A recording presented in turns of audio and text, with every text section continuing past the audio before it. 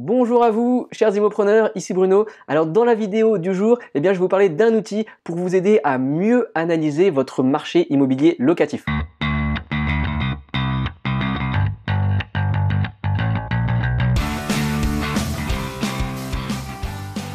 En effet, lorsque l'on se lance dans l'immobilier ou même lorsqu'on a déjà réalisé quelques opérations, la localisation, la zone est un point crucial et c'est même un des premiers points à valider. D'ailleurs, je vous invite à télécharger la checklist Investir en 52 étapes si vous ne l'avez pas déjà faite. Vous trouverez le lien juste en dessous de la vidéo YouTube et au-dessus pour la vidéo Facebook. Ça vous amènera sur cette page sur le site Investimo Club et vous pourrez télécharger totalement gratuitement ce poster tout à fait coloré qui vous guidera pas à pas. Et la phase de détermination de la zone dans laquelle vous allez investir, le marché locatif dans lequel vous allez rechercher un investissement, c'est littéralement la première et deuxième étape. Donc pour avoir toutes les étapes en détail, téléchargez ici. Cette liste est utilisée aujourd'hui par des milliers d'investisseurs, donc n'hésitez pas, c'est totalement gratuit. Mais alors, pourquoi est-ce si important? Vous vous en doutez, si j'investis à Paris, ça va pas être la même chose que si j'investis au Havre, par exemple. Et là, je vous parle de grandes villes, mais si j'investis dans un petit village, ça va pas être non plus pareil que dans ces deux grosses villes qui font plus de 100 000 habitants. Qu'est-ce qui change fondamentalement?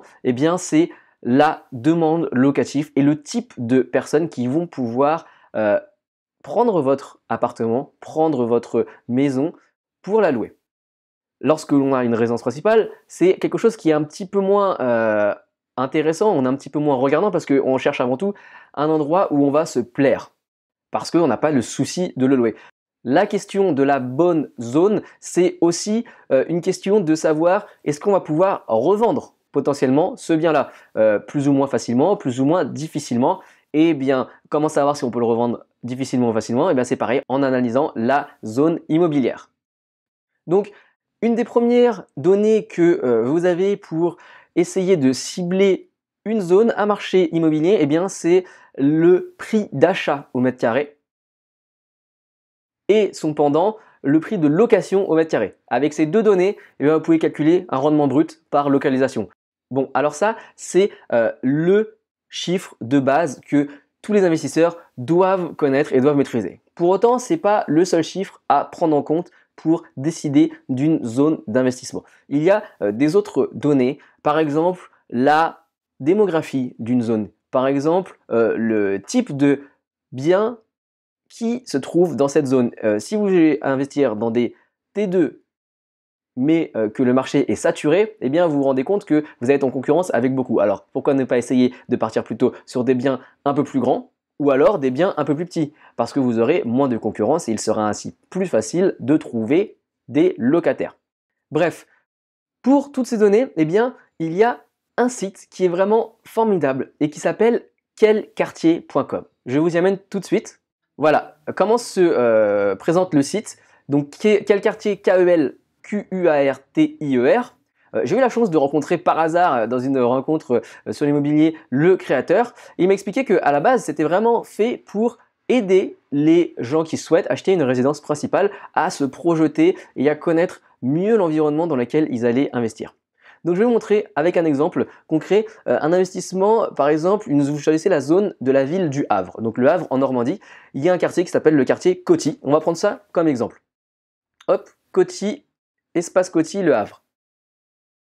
Je lance la recherche.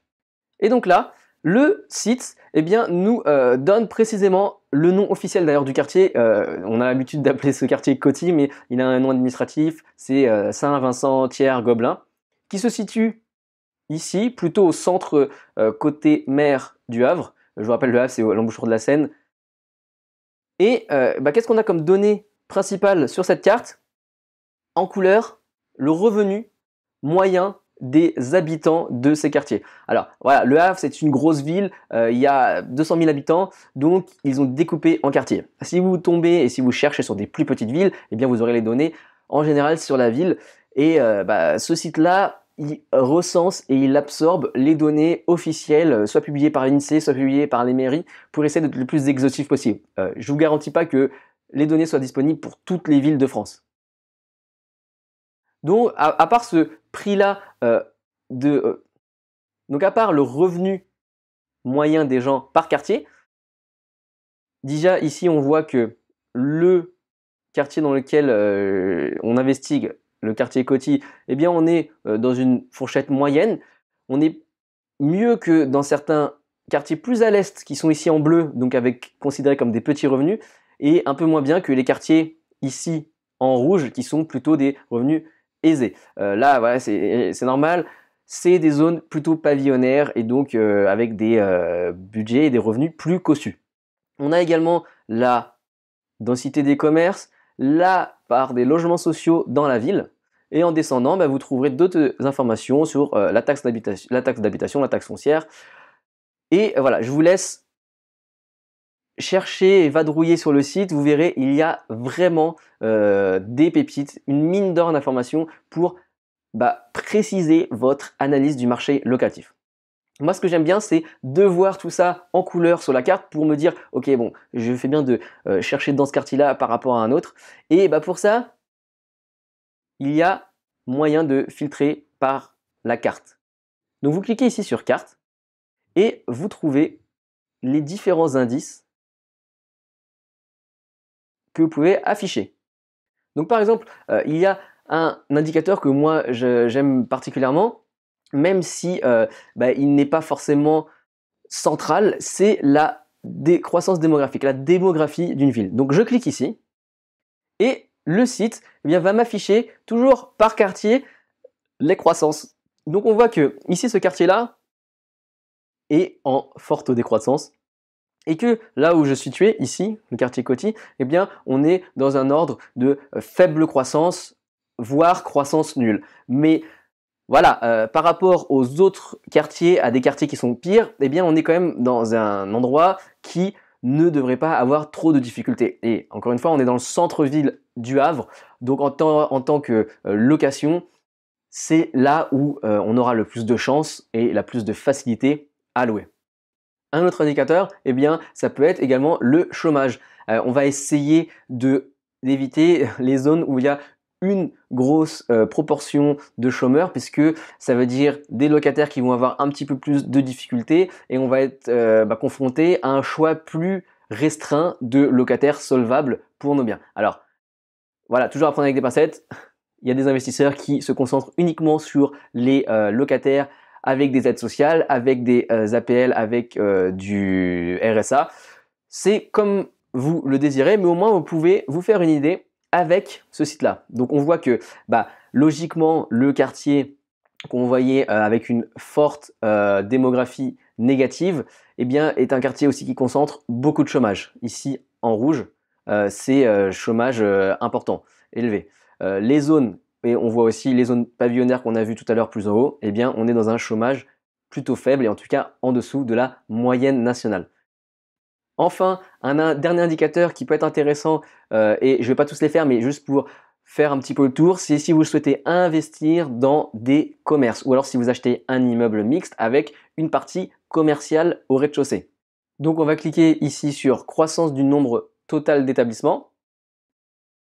Et donc le site Quel Quartier nous remonte que c'est justement dans le quartier qu'on essaie de cibler, le quartier Coty, où il y a le plus de concentration de commerce. En l'occurrence, dans le quartier Coty, il y a un centre commercial qui s'appelle le centre commercial Coty. Donc c'est pour ça.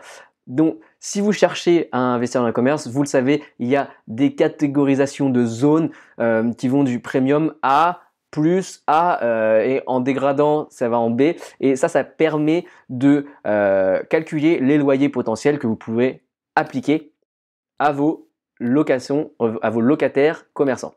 Donc, utiliser ce site pour déterminer les zones les plus commerçantes, ça peut être également une des utilisations. Alors voilà, je finis la vidéo sur ce dernier exemple des commerces. Si le site Quel Quartier vous intéresse, allez le visiter.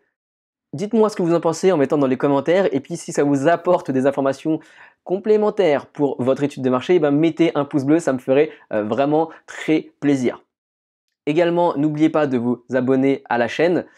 Pour ça, vous allez sur la sous la vidéo sur YouTube ou sur Facebook, vous connaissez aussi, c'est en vous rendant sur la page. Vous cliquez sur s'abonner et vous recevez les notifications pour être prévenu des prochaines vidéos. Et puis, pour vous permettre d'aller plus loin, j'ai réalisé une vidéo pour vous aider à mieux rechercher sur Le Bon Coin et à être plus réactif que les autres en hackant, en utilisant quelques techniques. Donc, je vous conseille la vidéo qui va s'afficher en dessous. Et d'ici là, je vous dis bon courage et bon investissement.